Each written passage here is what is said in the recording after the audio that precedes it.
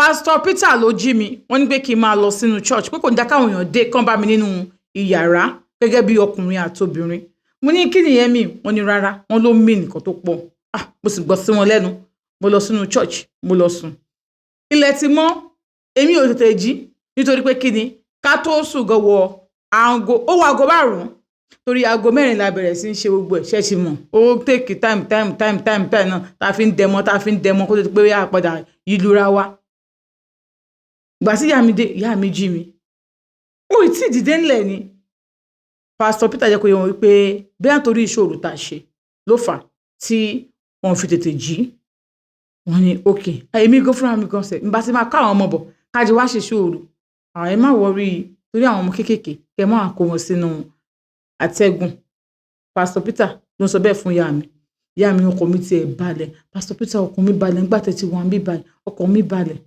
báwo wá ni ìyá mi bá mi sọ̀rọ̀ mo gbójú mi sókè mo ojú Pastor Peter kò tí ẹ̀ hàn lójú wọn kó wọ́n parọ́ ojú ọ̀bọ yìí ti lú kilo cents jù kì í ṣọmọ ìkéré o bóyá kó wà ní age of 39 tí ò bá ti wọ 40 bọ̀ ó jẹ́ nìkan tó ní young face tó jẹ́ pé tẹ bá ń wo ẹ̀ ní mọ̀pọ̀ ti dàgbà ẹ wo mi ò máa ṣe mú ní mi ṣe méjì mo ṣáà jókòó ìyá mi pé kí n lọ wẹ̀ pé báwo mi ṣe fẹ́ pọn mi báwo mi ṣe fẹ́ Pastor Peter pé mi wà nínú bucket pé kí n lò pàwọn ti pọn mi láàárọ̀ ẹ̀ ṣé ilẹ̀ máa pọn mi fún ni ẹ kó máa pọn mi fún wa láàárọ̀ ẹ̀ náà no ẹ kó máa pọn mi fún wa láàárọ̀ ẹ̀ ṣe gbọ́ ẹ tó bá ti jí láàárọ̀ bẹ́ẹ̀ yẹn ẹ máa jí a lè gbá àyíká ẹ̀yin lè gbá àyíká láàárọ̀ yìí àwọn làwọn gbà èmi ni mo gbà ẹ má worry wọ́n wá ṣe prayer ni ẹ má disturb wọn àbúrò yín ni o tí tó dúpọ̀ ti wú báyìí àbúrò yín ni ẹ tó bá fẹ́ ṣe nǹkan ẹ pé tá fẹ́ dáná ẹ pé ọjọ́ mẹ́ta yẹn ẹ gbọ́dọ̀ mọ̀ pé obìnrin wà láyìíká mo sọ ní ọkàn mi pé ṣé wọ́n bí bọ̀dà Peter dà kó sọ pé òun ò tí mọ̀ pé obìnrin wà láyìíká ok o màmá mi ní wàá gbààwẹ̀ ni o màá bẹ̀rẹ̀ èso wá tó bá ti di nǹkan bíi 6 so èmi ti lọ ṣọ́ọ̀bù pẹ̀lú èmi àtàwọn àbúrò ẹ̀ ti wà ní ṣọ́ọ̀bù mo ní kí n wá wù ẹ̀ ni so wàá gbààwẹ̀ ni tó bá di bí ọwọ́ rọ̀lẹ́ màá bẹ gbé èso wá ṣùgbọ́n gbàdúrà o Ọlọ́run bá mi dúró tì ẹ́ o Ọlọ́run bá mi ṣàánú fún ẹ o òun pé ẹ ní bàbá mọ́ kò sẹ́nì kankan Pastor Peter ẹ bá ń tọ́ sọ́nà o kò ní bàbá mọ́ o ọmọ 32 years ká má mẹ́ni tó ń fẹ́ àjẹbí léèrè Ọlọ́run ò lẹ́ni tó ń fẹ́ tí wọ́n 32 years ò ní lẹ́ni tó ń fẹ́ ni. mi ì sọ kankan ẹ wò má mi ó dáa ká sọ̀rọ̀ síta nǹkan tá àwọn náà mọ̀ nǹkan tá a bá wà nǹkan ká sọ̀rọ̀ síta o torí pé bí mo tẹ̀ ṣe wà yìí Ọlọ́run bá kò sí kankan kékeré nínú ẹrù mi o ká má sọ pé mi ni mo ṣe gbá ká má dé mi máa mi ó ti tó jàre bó ṣe jẹ́ ká sọ nìyẹn ò ní jáwí ò ní já sọ tá a bá ń sọ̀rọ̀ ó mọ̀ ọjọ́ rọ̀ mọ́ wa lẹ́nu kò sí wàhálà ń bẹ. à ń bá dìde ọba kí Pastor Peter pé wọ́n ṣe é wọ́n bá ní Pastor Peter ṣé kí àbíkọ́ bá yín gbójú wá láti ṣọ́ọ̀bù wọ́n ní àwọn gbàwẹ̀ ó ní ọ̀rẹ́ rí ẹ ṣé gan o ẹ ṣé o wọ́n bá ní ẹ ṣé gan o kí mọ́ mi kúnlẹ̀ wọ́n ń gbàdúrà fún mọ́mì mi ó ṣe ń gbàdúrà fún mọ́mì mi tó ń ṣe báyìí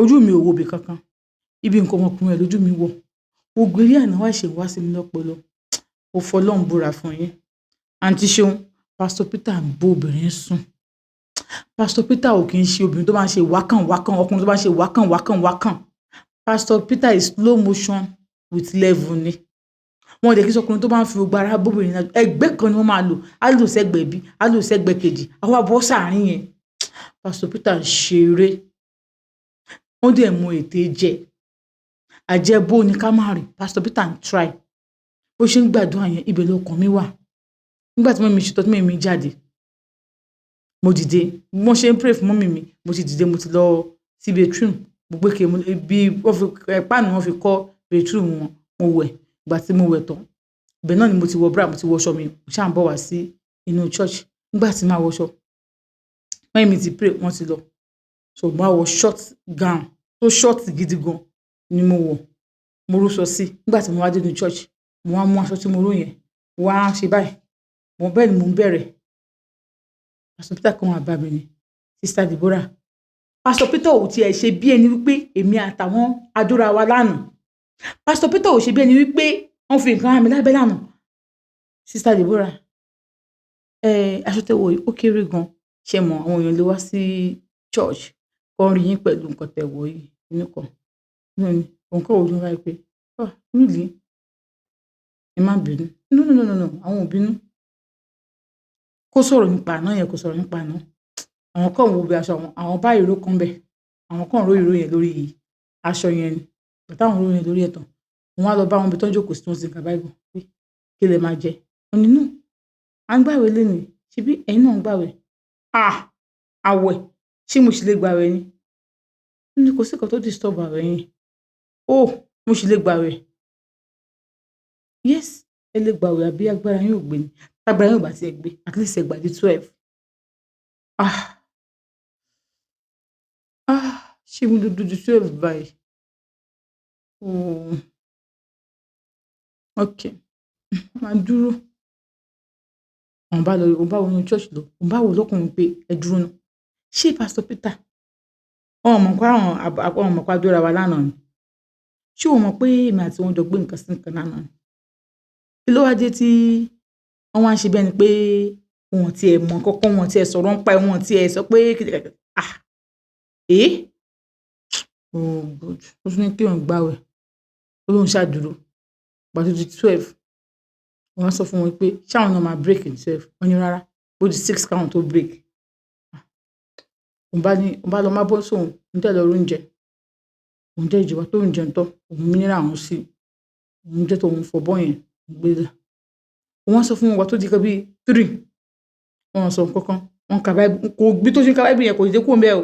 Wọ́n ka Bible yẹn náà ni. Bóyá ọ̀kan wà ní Bible o, bóyá ọ̀kan ò sí ní Bible o. Bóyá forgiveness ni Pastor Peter ń gbàdúrà ẹ̀ o. Òun ò mọ̀ bọ̀gbà tí ó ti sọ̀rọ̀ lórí nǹkan tó ṣẹlẹ̀ láàrin àwọn méjèèjì yẹn. Òun ti gbé ojú kúrò ńbẹ̀. Ó ní báwọn ṣe sọ̀rọ̀ lọ ni bọ̀bọ́ kan wá dé. Bọ̀bọ́ yẹn wọn mọ̀ bóyá nínú àwọn kinní ni wọn mọ̀ bó ṣe jẹ́, but later ìtàgé ìṣẹ́ ọmọ pa àwọn pastor kékèké náà ni bíi Sunday school pastor, òun ló di Sunday school teacher, òun ẹni yẹn jẹ́. So wọ́n wá síbẹ̀. Wọ́n wá jọ ń sọ̀rọ̀ nípa church, everything, nípa ìwé orin, wọ́n jọ ń sọ everything. Ibi tóun dúró sí yẹn, òun kàn wò pé tóun ṣe jókòó òun wà bored, òun tẹ fóònù òun, but inú ọkàn òun wò pé kí ni nǹkan tó fà á tí pásítọ̀ yóò tiẹ̀ fi sọ̀rọ̀ nípa nǹkan táwọn ṣe lóru. Òun ò mọ nǹkan tóun fẹ́ ṣe. Òun ṣáà bẹ̀rẹ̀ sí ṣe TikTok. Ibi tóun dúró sí òun ṣe TikTok àti ṣeun. Ó ní bó ṣe ń gbọ́n jì, òun jó, òun ṣe gbogbo ẹ̀. Òun lo àwọn orin Christians yẹn, òun fi jó, òun fi status òun. Ó ní ibi tóun wá fi sí, ìkan tóun wá fi síbẹ̀, wọ́n ṣe kọ́mẹ́ǹtì good shape. Nǹkan wò pé wow. Nǹkan ni thanks dear. Another one. Wọ́n kàn fi wow sí another one. Ìtàn fi wow sí bẹ́ẹ̀ yẹn. Òun kàn sọ pé what? Ó kàn ní you are looking beautiful níbi phone. Ó wọ́n sọ pé thank you. Wọ́n ní you're welcome. Kò wá sọ̀rọ̀ mọ́. Mo ṣáà post àwọn fídíò yẹn, kò sọ̀rọ̀ mọ́. Òun ṣáà ń post nǹkan tóun post lọ. Òun ṣáà ń sọ bẹ́ẹ̀. Òun ṣáà fi nǹkan sínú síbẹ̀. I met a cute guy today. Nǹkan story bó ń ṣe. I met a cute guy today. Unfortunately, he's a pastor. Kìnìún kò ṣáà ń kọ àwọn nǹkan sórí ṣíṣe. Òun ṣáà ń sọ bó ṣe rí, is handsome, is tall. But gbogbo tó ń kọ yẹn, òun nìkan ló lè rí o. Ó ní àǹtí ṣe òun nìkan ló lè rí. Is handsome, is this. I love everything about him. Mo ṣáà bẹ̀rẹ̀ sí ń sọ bí pé kí òun máa sọ fún mi, kí òun máa sọ fún mi pé mo like everything about this person, but òun ò sọ ẹni yẹn. Nǹkan sọ pé his name starts with P. Can I call him baby P? Ó kàn sọ pé perfect. Can I call him baby P? Ó kàn sọ pé perfect. Òun kàn lọ síbi orúkọ ẹ̀. Òun kàn ṣe sí baby P. Òun á fi love síwájú ẹ̀. Òun á screenshot ẹ̀. Òun á send ẹ̀ sí. Ó wá ní thanks. Ìgbà táwọn ṣe gbogbo ẹ̀ tó lórí call, òun padà wá síbẹ̀. Ó sì ń bá ẹni yẹn, wọ́n sì jọ ń sọ̀rọ̀. But òun tẹ fóònù ẹ̀, òun gbé fóònù ẹ̀ sílẹ̀. Òun tẹ fóònù ẹ̀, òun gbé fóònù ẹ̀ sílẹ̀. Àmọ́ nínú ojú ẹ̀, just too innocent. Ó ti wà innocent jù. Wọ́n rò pé mi ò jẹ́ sọ pé mo máa pẹ́ o. Bí mo ṣe ń wo bíbà yìí, ó jẹ́ pé máa pẹ́ ń bí o. Bọ̀bọ́ ìdí ẹ̀ ó ń ṣe bí pé ó hard láti take. But àti ṣe kí n má parọ́ tọ̀ ìjẹ́ mo ti fọ́ ẹ̀yìn lọ pẹ̀lú bọ̀bọ̀ yẹn. Ọlọ́run bá ń